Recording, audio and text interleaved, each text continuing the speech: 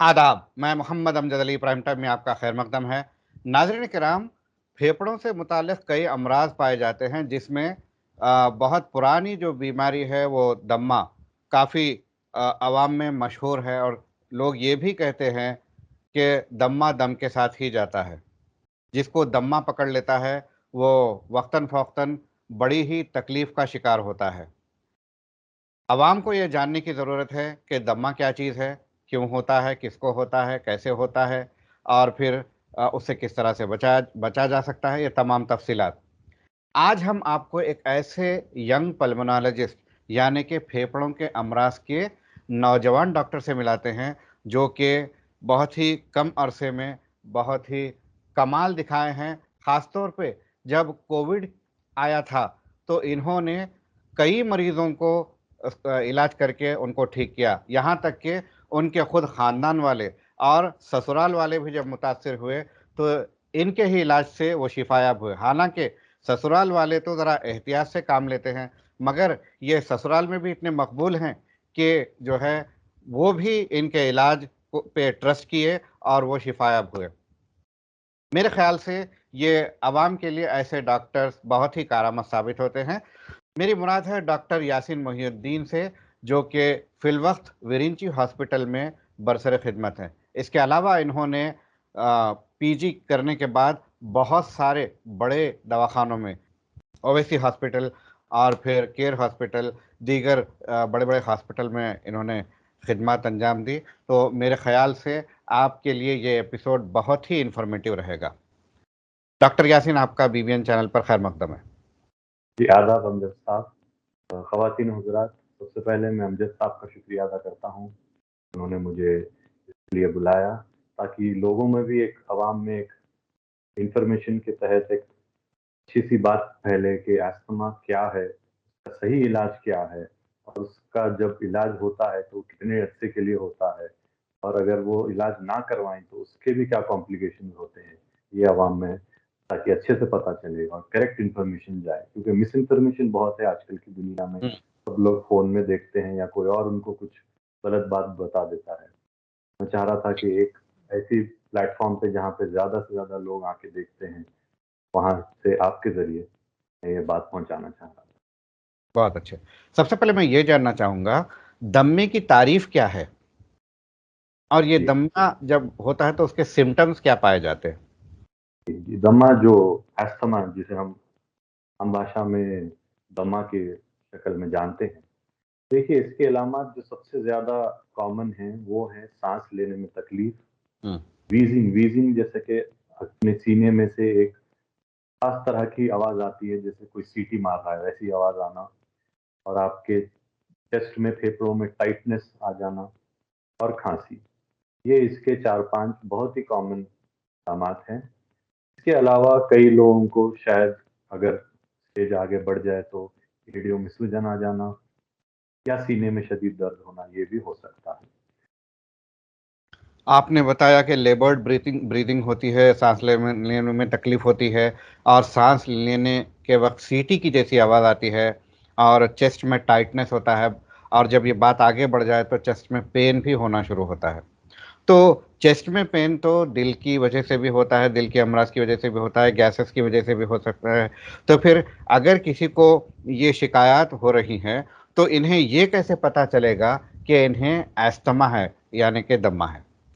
बिल्कुल। तो सबसे पहली बात इसमें ये है कि कोई ना कोई दमा में ट्रिगर फैक्टर होता है। ट्रिगर के माने आप कोई ऐसी चीज़ जिससे आप शायद आप पहली बार या दूसरी बार मुतासिर हुए हों, और वो चीज़ के आपके एक्सपोज़र से आपको ये चाहे दर्द हो या सीने में तकलीफ़ हो या साँस लेने में तकलीफ़, ये बढ़ जाती है। दूसरी बात, जब आपको अगर एसिडिटी से ये यूजुअली होती है, उसके साथ-साथ आपको शायद उल्टी आने का जी चाहे या सीने में जलन हो, हुँ। ये। और तीसरी बात, जब आपको अगर हार्ट अटैक से सीने में दर्द हो, तो वो ख़ास तौर पे एक साइड, लेफ्ट साइड ज़्यादा, या कभी-कभी बार हाथ में भी हो सकता है। ठीक है। अस्थमा से या कोई लंग बीमारी से जब आपको सीने में दर्द होता है, वो यूजुअली फेफड़ों के दोनों तरफ, बाईं तरफ हो सकता है, हुँ। पसलियों में जो दर्द बताते हैं, वो ज़्यादातर लंग्स की बीमारी में होता है। अच्छा, तो ये पता कैसे चलता है कि किसी पेशेंट को अस्थमा है? जी, अस्थमा देखिए डायग्नोज करने के लिए एक टेस्ट है जिसका नाम है लंग फंक्शन टेस्ट बोलते हैं। लंग फंक्शन इसमें टेस्ट। बिल्कुल स्पायरोमेट्री करके एक टेस्ट आता है जिसमें आपका बेसिकली जब आप सांस अंदर लेते हैं और बाहर लेने के पूरे एक 5 से 6 सेकंड के प्रोसेस में आपके लंग्स का शक्ल क्या है, यानी कि आपकी जो सांस की नाली है वो पूरी तरह ओपन है या नहीं है, ये देखने के लिए ये टेस्ट किया जाता है। तो ये आमतौर पे आजकल हर बड़े हॉस्पिटल और डायग्नोस्टिक लैब्स में है, पर इसका सही इंटरप्रिटेशन वो ज़रूरी है। ये टेस्ट तो हर कोई करवा सकते हैं, लेकिन हुँ, उसको इंटरप्रेट करने के लिए फेफड़ों के स्पेशलिस्ट ही कर सकते हैं। अच्छा, स्पायरोमेट्री का आपने ज़िक्र किया है, क्या स्पायरोमेट्री रेडियोलॉजिकल टेस्ट है या फिर किस किस्म का टेस्ट है? नहीं, रेडियोलॉजिकल नहीं, बेसिकली आपको उसमें मशीन में फूँकना होता है, सांस अच्छा। अपनी पूरी पूरी तरीके से भर के उसमें फूँकना है। हुँ, हुँ। तो जब आप उसमें सांस पूरी तरीके से भर के फूकेंगे तो ये पता चलेगा कि आपकी सांस पूरी तरह बाहर आ रही है या हुँ, नहीं, कहीं अच्छा। सांस के नालियों में कहीं रुकावट तो नहीं हो रही, ये बेसिकली इसमें पता चलता है। अच्छा, अच्छा। तो क्या कोई स्पेसिफ़िक मौसम में ये बीमारी जो है ज़्यादा असर करती है या कोई भी मौसम में? बिल्कुल, देखिए अस्थमा देखिए बेसिकली तो एलर्जी, एक खास किस्म की एलर्जिक एयरवे डिजीज बोलते हैं इसको, और इसका सर्द के मौसम में ये ज़्यादा लोगों को अटैक्स इससे आते हैं। और उसकी वजह यही है कि ठंडी जो हवा है, हुँ, ठंडी जो हवा में ज़्यादातर पोलन होते हैं, हवा के एक फॉर्म ऑफ एलर्जेंस है। तो ये ठंडी हवा से आपके लंग्स के एयरवेज ज़्यादा इन्फ्लेमेशन कॉज़ होने की वजह से आपको अस्थमा का अटैक सर्दियों में ज़्यादा होता है। ठीक है। ये अस्थमा होने की वजह क्या है या फिर वजूहात क्या-क्या हैं? देखिए, ये 3-4 वजूहात हैं। एक तो ये कि अगर आपकी फैमिली में किसी को हो, तो हुँ, आपको अस्थमा आने के चांस ज़्यादा बढ़ जाते हैं। हुँ, बाकी एक जेनेटिक जो हम बोलते हैं कि एक-एक खानदान से दूसरे आगे के जनरेशन में ये फैलता है। हुँ, दूसरी बात एलर्जी, अगर समझिए आपको स्किन एलर्जी हो या कोई और किस्म की भी एलर्जी हो, तो आपका अस्थमा होने का चांस भी बढ़ेगा। हुँ, क्योंकि आपके लंग्स के एयरवेज वैसे ही हैं कि आप डस्ट या कोई भी ऐसे पेट्स के, अगर चाहे वो बिल्ली हो या कोई अगर पालतू जानवर हो, उनके बाल हैं या उनकी कोई भी ऐसी चीज़ हो, वो आपको लंग्स पे जाके शदीद आपको इन्फ्लेमेशन कॉज़ हुँ, करेगी। ये 3-4 वजूहात से अस्थमा आ सकता है। ठीक है। अस्थमा जेनेटिक रीज़न आपने बताया है, जेनेटिक पे तो किसी का इख्तियार नहीं है। एलर्जीज़ हैं, तो एलर्जीज़ कैसे मालूम करें? देखिए, एलर्जीज़ बेसिकली आपको मालूम करने के लिए सबसे जो अच्छी टेस्ट भी नहीं है, आप खुद ही देख सकते हैं कि अच्छा। कौन-सी चीज़ आपके करीब आने से आप सिंपल सी बात है छींक रहे हैं हुँ, या आपके नाक में से शायद पानी जा रहा हो, अच्छा। जिसको एलर्जिक रिनाइटिस बोलते हैं। तो जी। अगर ये हो रहा हो, चाहे वो धूल गरज से हो सकता है, मैंने जब बताया पालतू जानवर अगर कोई है उनसे हो सकता है। कई बार ये केमिकल एक्सपोज़र से भी हो सकता है, तो जो फैक्ट्री में लोग काम करते हैं, पॉल्यूशन वगैरह, तो ये सारे इसी के ट्रिगर फैक्टर्स हैं। अच्छा। अगर आपको शदीद ये पता करना है कि एलर्जी वाक़ई में किस चीज़ से आपको है और नहीं है, इसके लिए 2 किस्म के टेस्ट होते हैं। हुँ, एक है स्किन टेस्ट, जहाँ पे आपको तकरीबन 5 50 से 100 डिफरेंट एलर्जेन से आपको स्किन में प्रिक करके देखना है, या ब्लड टेस्ट। उसमें फूड एलर्जीज़ भी हो गए और जो हवा में एलर्जेन जितने हैं उसमें, वो पूरों का एक मज़ीद एक प्रोफ़ाइल होता है। बट मैं अच्छा। रिकमेंड नहीं करूँगा हर एक के लिए। अगर आप पहले किसी स्पेशलिस्ट से रुजू हों हुँ, और अगर वो आपको इसका एहसाम देते हैं, तो तभी आप ये टेस्ट करवाएँ। ये तो हुई अगर किसी को एलर्जी की वज़ह से अस्थमा है तो। अगर किसी को नहीं है, तो क्या आजकल तो बहुत रिवाज चल पड़ा है कि बहुत ही स्लीक घर बनाए जा रहे हैं और उसमें खूबसूरत सी बिल्ली या खूबसूरत सा कुत्ता पाला जा रहा है। पर्शियन कैट है, लेपर्ड कैट है, मुख्तलिफ़ नामों से मुख्तलिफ़ खूबसूरत बिल्लियाँ जो है अवेलेबल हैं और लोग जो है घर में बिल्ली रख रहे हैं। तो एहतियात करना चाहिए या फिर हर एक को एहतियात की ज़रूरत नहीं है? देखिए, जिनको अस्थमा है उनको तो बिल्कुल एहतियात करना चाहिए, उनको तो वो घर में या उसके घर के आस-पास भी ऐसे कोई पालतू जानवर नहीं होने चाहिए। हुँ, जिनको अस्थमा नहीं है ऑब्वियसली वो तो रख सकते हैं, लेकिन आपको वही जैसे मैं बताया, अगर किसी तरीके का लंग्स के लिए कोई भी सिम्पटम्स आए, तो सबसे पहले टेस्ट करके उसको कन्फर्म करें, ना कि आप बदएहतियाती करके उसी चीज़ को और ज़्यादा बढ़ा लें। अच्छा, तो आम लोग बिल्ली पाल सकते हैं, कोई मसला नहीं है? ठीक है। इसके अलावा और क्या-क्या एहतियात करनी चाहिए अस्थमा पेशेंट्स को कि उनको एग्रवेट ना हो या ट्रिगर्स ना हो? बिल्कुल, 3 जो बहुत ज़्यादा ट्रिगर फैक्टर्स जो अस्थमा के हैं, एक है एक्सरसाइज़। कई लोगों को एक्सरसाइज़? एक्सरसाइज़ बिल्कुल, अच्छा, शदीद एक्सरसाइज़ करने से चाहे वो वेट लिफ्टिंग हो जाए हाँ। या आप रनिंग करते हो, जॉगिंग करते हो या ब्रिस्क वॉकिंग करते हो। हुँ, कई ऐसे लोग हैं क्योंकि अस्थमा में भी ऐसा होता है फिनोटाइप्स हम बोलते हैं कि कई अलग-अलग तरीके के अस्थमा के होते हैं। हर अच्छा। एक को एलर्जी नहीं होती। हुँ, तो वो पहले तो एक्सरसाइज़ से अगर आपको अस्थमा बढ़ रहा है तो वो ना करें।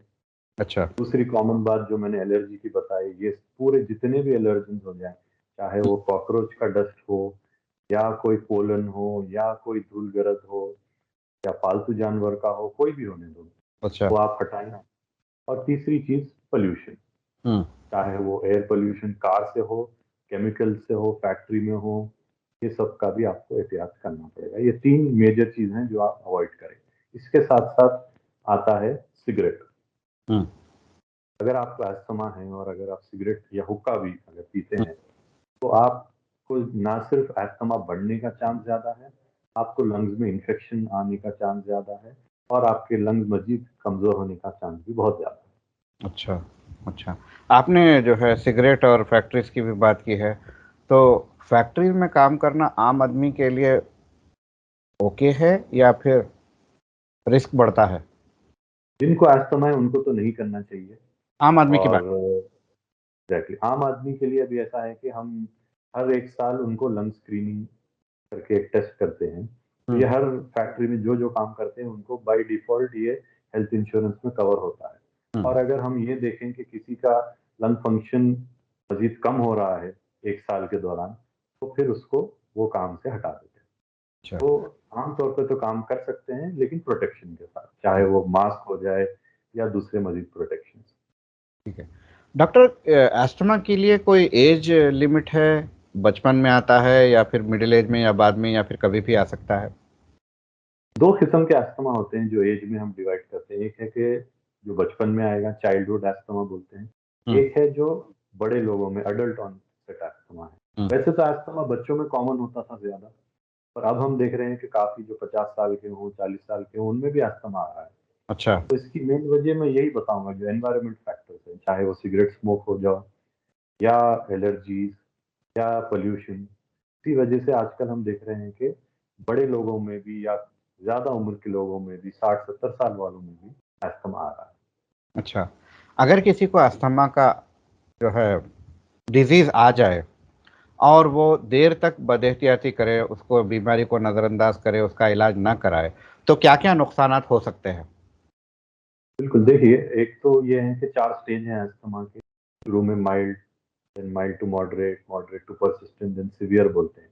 हुँ, अगर तो आप लास्ट स्टेज तक ये बीमारी को लेके चले जाएँ और उसमें कोई ना एहतियात करें, ना ही कोई इलाज करवाएँ, ये हो सकता है कि आपका लंग्स फेल होने लगेंगे। फेल से मेरा मतलब है कि आपका ऑक्सीजन बॉडी में कम होने लगेगा। हुँ, शायद ये हो जाए कि आपको घर पे भी ऑक्सीजन लगाना पड़े और जब आपकी बॉडी में ऑक्सीजन कम होता है, इसका पहला असर हार्ट पे पड़ता है। हुँ, जब आपका हार्ट पे असर पड़ेगा, तो आप ये महसूस करेंगे कि आपकी एड़ी सूजने लगेगी, पानी आने लगेगा पैरों में, हुँ, लंग्स में भी पानी आने लगेगा, आप ज़्यादा देर लेट नहीं सकेंगे। रोज़मर्रा के जितने भी काम हैं, उसमें भी आपको शदीद तकलीफ़ होगी हुँ। और ये होते-होते एंड स्टेज जो डिज़ीज़ जो बोलते हैं, इसमें होते-होते मज़ीद कॉम्प्लिकेशन चाहे लंग के निमोनिया इन्फेक्शन हो जाए या हार्ट फेलियर, ये हुँ, सब आने लगते हैं। अच्छा। तो ये क्या पूरा ट्रेकिया जो है ब्लॉक हो जाता है? बिल्कुल, कई हुँ, हद तक बेसिकली होता क्या है कि इतनी ज़्यादा अस्थमा में इन्फ्लेमेशन हो जाए, वो हुँ, साँस की नाली में मेन, हुँ, वहाँ पे ये होगा कि काफ़ी हद तक वो तंग हो जाएगा या उसमें रुकावट आ जाएगी। हुँ, तो जब ऐसा होता है, तो आप साँस लेने में भी आपको तकलीफ़ होगी, आपका में ऑक्सीजन की कमी आ जाएगी हुँ। और इस वजह से ऑक्सीजन की कमी आने से सारे दूसरे ऑर्गन्स पे इसका मज़ीद असर पड़ेगा, ख़ास तौर पे हार्ट। आजकल नौजवानों में हुक्का पीने का भी बहुत शौक चल पड़ा है। हुक्का पार्लर्स हैं, हुक्का सेंटर्स हैं, रेव पार्टीज़ हो रहे हैं, जहाँ-जहाँ भी लोग जमा हो रहे हैं तो वहाँ हुक्का गुड़गुड़ाने का इंतज़ाम हो रहा है। तो क्या इससे भी नुकसान की गुंजाइश है? बिल्कुल। आमतौर पे ये समझा जाता है कि हुक्का शायद उतना तंबाकू ना हो या हुक्का उतना ज़्यादा नुकसानदेह ना हो, बट ऐसा नहीं है। काफ़ी ज़्यादा शायद कई स्टडीज़ में तो ये बताया गया है कि हुक्का सिगरेट से ज़्यादा नुकसानदेह हो और इसका डायरेक्ट असर सबसे पहले लंग्स पे पड़ता है। हुँ। चाहे आप नहीं भी पी रहे हो, लेकिन आप उस इर्द-गिर्द आपके दोस्त पी रहे हो या दूसरे लोग, आप वही एनवायरनमेंट में बैठे हो, तो डेफ़िनेटली आपको लंग्स की बीमारी लग सकती है। इसे हम क्या पैसिव स्मोकिंग। कंटेजियस है? कंटेजियस नहीं है, अस्थमा कंटेजियस नहीं है। हुँ। तो ये कोई कोई ऑर्गेनिज़्म इन्वॉल्व नहीं है इसके अंदर। तो ये जो पैसेजेस नैरो हो रहे हैं, इनकी वजूहात क्या होती है? बेसिकली इसकी मेन तो वजूहत है इन्फ्लेमेशन। इन्फ्लेमेशन से मेरे माने कि जो भी आपके जो सांस की नालियों की जो दीवारें हैं, ये हुँ। नॉर्मली काफ़ी पतली होती हैं। हाँ। लेकिन बार-बार कोई चाहे एलर्जिन आ जाओ या कोई भी अस्थमा में जो भी ट्रिगर फैक्टर आपको कर रहा है, ये करके ये वॉल्स आहिस्ता-आहिस्ता इनकी जो डेप्थ है, इनकी जो डायमीटर है, वो कम होने लगती है। हुँ। तो जब इन्फ्लेमेशन ये बार-बार बढ़े, और ये ऐसा नहीं कि 1-2 दिन में होता है। हुँ। अस्थमा एक क्रॉनिक डिजीज़ है। क्रॉनिक के माने पुरानी। तो ये पुरानी जो बीमारी है, इसमें आपको शायद क्योंकि 1-2 महीने पता भी ना चले, हुँ। लेकिन जब ये बार-बार 3 या 4 बार जब इसके अटैक्स आने लगते, तो आपको इसका ज़्यादा पता लगने लगता है। अच्छा, जिस तरह से कोविड में देखा जा रहा था कि लेटर स्टेजेस में लंग फाइब्रोसिस हो रहा था, जिसकी वजह से इर्रिवर्सिबल डैमेज हो रहा था। तो क्या अस्थमा में भी लेटर स्टेजेस में फाइब्रोसिस होता है? अस्थमा में फाइब्रोसिस तो नहीं होता, लेकिन हाँ, अगर अस्थमा आपको बहुत ही शदीद हो और आप या उसका इलाज ना हुआ हो तौर पे, तो ये हो सकता है कि आपको इन्फेक्शन ज़्यादा आएँ हुँ। लंग्स में, और अच्छा, अगर आपको बार-बार इन्फेक्शन आएँगे, तो उस वजह से फाइब्रोसिस हो। ठीक है, ठीक है। तो जब ये बात आ रही है कि फाइब्रोसिस नहीं होता है मगर थोड़े कॉम्प्लिकेशंस बढ़ते हैं, इन्फ्लेमेशन बढ़ता है। तो जिस तरह से पॉपुलर नोशन है दम्मा दम के साथ, तो क्या मुस्तकिल परमानेंट इलाज या मुकम्मल इलाज मुमकिन है अस्थमा का? अस्थमा कोई मुकम्मल इलाज तो नहीं है। हुँ। हाँ, बट इसके जितने भी अलामात हैं, उनको 100% तक कंट्रोल में लाया जा सकता है। अच्छा। और इसके लिए बेसिकली ये पता लगाना ज़रूरी है कि कौन से स्टेज में आपको अस्थमा है। अच्छा। अगर तो आपको स्टार्टिंग अभी-अभी डायग्नोज़ हुआ है या इसके बेसिकली स्टेप 1, 2, 3, 4 बोलते हैं। हुँ। तो अगर इसमें आपको ये है कि आपका लंग फंक्शन ज़्यादा उतना ख़राब ना हुआ हो, कोई स्ट्रक्चरल कोई आपको लंग में, फेफड़ों में कोई प्रॉब्लम ना हुई हो, तो इसका काफ़ी आसानी से 3 से 6 महीने में इलाज में आपको 100% तक इसको कंट्रोल में ला सकते हैं। अच्छा, अच्छा। उसके बाद फिर जो-जो एहतियातें करनी हैं, जैसा बिल्कुल। आम आदमी को भी करनी होती है, वो जो है एहतियातें कर ले तो वो उसको अटैक नहीं होगा। बिल्कुल, जैसा कोई हार्ट का मरीज़ है, उसको एहतियात करना पड़ता है उसका ठीक। कोलेस्ट्रॉल कम रखने के लिए। वो शायद रेड मीट ना खाना पड़े, हुँ। ज़्यादा तेल की थोड़ी बहुत एक्सरसाइज़ करनी पड़े। वैसे ही लंग्स की भी अस्थमा जैसी बीमारी के लिए आपको एहतियात तो ज़िंदगी भर करनी पड़ती है। हल्की-फुल्की एक्सरसाइज़ कर सकते हैं अस्थमा पेशेंट? बिल्कुल, जैसा मैंने बताया, हर एक को ऐसा नहीं होता है कि एक्सरसाइज़ से ही हुँ। ट्रिगर हो अस्थमा। कई हुँ। लोग ऐसे होते हैं जो अस्थमा हो, फिर भी एक्सरसाइज़ करते हैं, हुँ। नॉर्मल जिम वगैरह कर सकते हैं, रनिंग, जॉगिंग वगैरह भी कर सकते हैं। हुँ। जी। आम तौर पे हर बीमारी के साथ एक ट्रिगर होता है, एक इमरजेंसी सिचुएशन क्रिएट होता है। तो जिस तरह से किसी पेशेंट को घर में अगर अस्थमा ट्रिगर होता है, तो घर वाले इमीडिएटली क्या करना चाहिए ताकि पेशेंट को नुकसान ना हो? बिल्कुल, यूजुअली आप देखेंगे जिनको अस्थमा है, उनके पास इसके ट्रीटमेंट के लिए, इसके इलाज के लिए 4-5 इमरजेंसी चीज़ होती है। उनमें से एक है उनका इन्हेलर, जो शायद ज़्यादातर उनके जेब में होता है, हुँ। या अगर वो घर पे हों तो नेबुलाइज़र मशीन जिसे कहते हैं। तो वो एक मास्क के ज़रिए से अस्थमा की दवा, जो भी आपके ट्रीटिंग डॉक्टर हों, वो आपको जब लिख के दें, वो आप घर में इमीडिएट पहले तो सबसे पहली चीज़ ये दें। हुँ। दूसरा आपको ये देखना है कि ये किस नौइयत का अटैक हो। हुँ। कभी-कभी ऐसा होता है कि माइल्ड अटैक आता है, आप इन्हेलर वगैरह या दवा लेते हैं, कम हो जाएगा। हुँ। लेकिन कुछ जो शदीद स्टेटस एस्थमाटिकस बोलते हैं इसको, हुँ। जिसमें कि आप देखेंगे कि शायद आपके हाथ में उँगलियों में या पैर में उँगलियों में लूपन आ जाए, हुँ।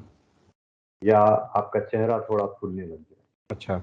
ये एक बहुत ही इमरजेंसी सिचुएशन है जिसमें कि आपके जिसमें ऑक्सीजन की कमी हो रही है। हुँ, जब ऐसा होता है आपको इमीडिएटली हॉस्पिटल जाना होता है और वहाँ पे जब आपको ऑक्सीजन या वगैरह जो भी इमरजेंसी का ट्रीटमेंट देंगे, उसी से वो ठीक होगा। घर पे मामूली इलाज में ये ठीक नहीं होगा। ठीक है। अब ये मैं जानना चाहूँगा कि आम इंसान ऐसे कौन से प्रोफ़ेशंस को ना अपनाएँ या फिर अपनाएँ तो एहतियात बरतें जिससे कि अस्थमा ना हो? बिल्कुल, सबसे बड़ी चीज़ तो मैंने जब बताया केमिकल एक्सपोज़र जो इंडस्ट्रीज़ में होता है। हुँ, अगर तो आप उसमें हैं, तो सबसे पहले तो प्रोटेक्शन, चाहे वो मास्क हो जाए या पर्सनल प्रोटेक्टिव इक्विपमेंट जो पूरा पहनते हैं वो हो जाए, वो ज़रूरी है। और साथ ही साथ लंग्स की स्क्रीनिंग भी बहुत ज़रूरी है। बट उससे भी ज़्यादा मेरे ख़्याल में अभी के जो हालात हैं पॉल्यूशन के हुँ, हम देख रहे हैं जो बड़े-बड़े शहरों में आप बाइक पे जाते हों या पैदल जाते हों, पॉल्यूशन इतना ज़्यादा है कि शायद सिगरेट इतना नुकसानदेह ना करे जितना कि पॉल्यूशन कर जाए। हुँ। तो अगर आप ट्रैफ़िक पुलिस वाले हों जो दिन भर शायद रोड पे ही आपका काम है, तो ऐसे लोगों में तो काफ़ी ज़्यादा चांस है कि अस्थमा या कोई और लंग्स की हुँ, बीमारी आ जाए। ठीक है। केमिकल फैक्ट्रीज़ की आपने बात की है। केमिकल्स में भी बाज़-बाज़ केमिकल ज़्यादा जो है लंग्स को डैमेज करने वाले होते हैं, तो वो कौन से केमिकल्स हैं, कौन सी केमिकल फैक्ट्री है जिन पे और ज़्यादा एहतियात की ज़रूरत है? बिल्कुल, देखिए अभी तो सबसे ज़्यादा स्पेशली इंडिया जैसे मुल्क में कोल का क्योंकि अभी भी माइनिंग हो रही है, हुँ, तो कोल अगर एक्सपोज़र बहुत ज़्यादा हो, उसमें कोल वर्कर्स न्यूमोकोनियोसिस बोल के एक बीमारी होती है, वो होती है। एक है सिलिका डस्ट, ये जो जितने भी लोग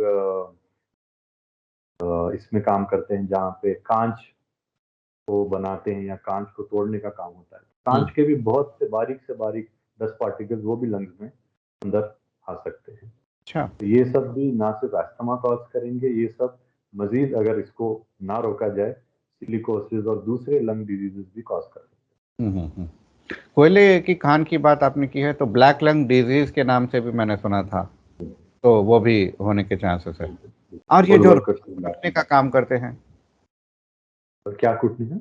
रोई धुनकने का जो काम करते हैं लोग। बिल्कुल, बिल्कुल। क्योंकि आप देखेंगे जितने भी ये काम हैं, इनमें डस्ट प बहुत उड़ता है हुँ, और ये डस्ट पार्टिकल्स इतने बारीक होते हैं कि आपका नॉर्मल चाहे नोज़ या दूसरे एयरवे प्रोटेक्शन के जो जितने भी आपकी बॉडी में पहले से मैकेनिज़्म्स हैं, ये काम नहीं हुँ, करेंगे। हुँ, ये डस्ट पार्टिकल्स इतने छोटे होते हैं कि डायरेक्ट लंग में आपको जाके का अटैक कर सकते हैं। ठीक है। और ये बावर्ची हज़रात भी जो है काफ़ी हाई टेम्परेचर होता है और घंटों उन्हें ठहरना पड़ता है, तो क्या बिल्कुल, वो भी बावर्चियों है? जी हाँ, बिल्कुल, उनमें तो सबसे ज़्यादा एक्सपोज़र धूल-गरज से तो है ही है। उसके अलावा जो ये लकड़ी पे जो पकाते हैं, हुँ, तो ये जो लकड़ी का जो धुआँ होता है, हुँ, इससे ना सिर्फ़ आपका अस्थमा ज़्यादा बढ़ जाएगा, इससे आपको परमानेंट लंग डैमेज भी होने का चांस है। अच्छा। तो ऐसे हज़रात को क्या एहतियात करनी चाहिए? बिल्कुल, अगर आप कई लोग जैसे मैं देखता हूँ जो ज़्यादा उम्र के आते हैं, ना ही उन्होंने कभी सिगरेट पिया हो, ना ही उनको कोई बीमारी थी, बट अब जाके उनमें जो लंग्स की बीमारी उभर के आई, उसकी वजूहत यही निकलती है कि वो जब 20 साल पहले, 30 साल पहले लकड़ी पे पकाते थे, लकड़ी के चूल्हे पे वो पकाते थे। हुँ। तो ऐसी चीज़ों से परहेज़ करना चाहिए, गैस के चूल्हों का ही इस्तेमाल करना चाहिए। लकड़ी के चूल्हों का पकवान बड़ा लज़ीज़ होता है, बिल्कुल, तो अगर कोई कभी-कभी एक आध बार अगर करें तो उसमें कोई हर्ज नहीं, लेकिन हाँ, अगर कोई डेली उसको एक्सपोज़ हो रहा है या अच्छा, होना पड़ रहा है, हुँ, तो वो प्रोटेक्शन पहन ले, N95 मास्क पहनना चाहिए। ठीक है। आखिरी और सबसे अहम सवाल, मास्क की तो सब लोग बात करते हैं, मगर मास्क जितना इफ़ेक्टिव होगा, उतना ऑक्सीजन कम पहुँचाएगा। ऐसी कोई बात नहीं है। देखिए, सबसे पहली बात तो ये है कि जो हम रोज़मर्रा की ज़िंदगी में जो हर कोई जो मास्क जो कॉमन है वो पहनता है, उसको सर्जिकल मास्क के नाम से भी जो जानते हैं, जो ब्लू कलर में ज़्यादातर मिलता है। तो ये आपको 70 टू 80% तक प्रोटेक्शन देगा। हुँ, आपको कहीं से भी ऐसा महसूस नहीं होगा कि आप हवा कम ले रहे हैं हुँ, या ऑक्सीजन आप में कम आ रहा है। इवन हम जो मेडिकल स्टाफ भी जो पहनता है वो 95 से 99% प्रोटेक्शन वाले जो मास्क या रेस्पिरेटर्स पहनते हैं। हुँ, उसमें भी कहीं ऐसा नहीं होता है कि आपको ऑक्सीजन कम पहुंचेगा। अच्छा, मास्क एज सच से आपको कोई लंग्स में प्रॉब्लम नहीं होना चाहिए। हो ये सकता है आपके मैं गलत हूँ, मगर जब भी मैंने N95 मास्क लगाया, मुझे ऐसा लगा कि दम घुट रहा है, क्योंकि हाँ, ये ज़हनी ज़्यादा है, ना कि कुछ लंग्स पे इसका असर है। ये हम ज़हन में थोड़ा, क्योंकि किसी को क्लॉस्ट्रोफोबिया जैसी चीज़ होती है, हुँ, छोटी जगहों में शायद उनको वो हो। वैसे हुँ, ही अगर आपके मुँह पे साँस लेने के उसमें अगर कुछ रुकावट जैसी लग रही हो, तो आपको ऐसा हो सकता otherwise N95 is the best mask. है। Okay. Doctor, parting comment? Parting comment मेरा यही है कि अगर आपको दमे की, अस्थमा की शिकायत हो, तो पहले तो इसको नज़रअंदाज ना करें। ये कोई भी उम्र में आ सकती है। इतने ज़्यादा अरसे तक भी इसका असर रह सकते हैं, और कभी-कभी आप ये समझेंगे कि आपको माइल्ड अस्थमा है, बट जब तक आप टेस्ट ना कराएँ, आपको पता नहीं चलेगा कि ये माइल्ड है या सीवियर है। इसीलिए सबसे पहले आपको स्पेशलिस्ट, फेफड़ों के स्पेशलिस्ट से रुजू हों और इसका मुकम्मल इलाज, ताकि आपको आगे जाके, आगे की ज़िंदगी का कोई भुगतना ना पड़े। ठीक है। डॉक्टर, आपका बेहद शुक्रिया हमसे बात करने का। नाज़रीन, ये थे डॉक्टर यासीन मोहिउद्दीन, जो कि पल्मोनोलॉजिस्ट हैं, शहर के ब्रेंची हॉस्पिटल में बरसर ख़िदमत है, और ये बहुत ही काबिल और जो है बहुत सारे लोगों के पसंदीदा डॉक्टर हैं। कई कोविड पेशेंट्स का इन्होंने इलाज किया है। ऐसे वक्त में जब डॉक्टर्स मैसर नहीं हो रहे थे, हॉस्पिटल मैसर नहीं हो रहे थे, ऑक्सीजन की कमी थी, बेड्स नहीं थे, वैसे टाइम ऐसे लोग मसीहा का काम किए हैं। इन्होंने आज अस्थमा पे हमसे बात की है, काफ़ी तफ़सीली हमारी गुफ्तगू रही है। आप इस प्रोग्राम को ज़रूर बग़ौर और पूरा-पूरा देखिए, और अपने अहबाब में ज़्यादा से ज़्यादा पहुँचाइए, और हमारे चैनल को लाइक और सब्सक्राइब कीजिए, और बेल आइकन को ज़रूर दबाइए, ताकि इस किस्म के मुफ़ीद और मालूमाती वीडियोज़ आप तक वक्त से पहले पहुँचे, और आप जो है उससे इस्तेफ़ादा करें। हमें दीजिए इजाज़त। शब ब खैर।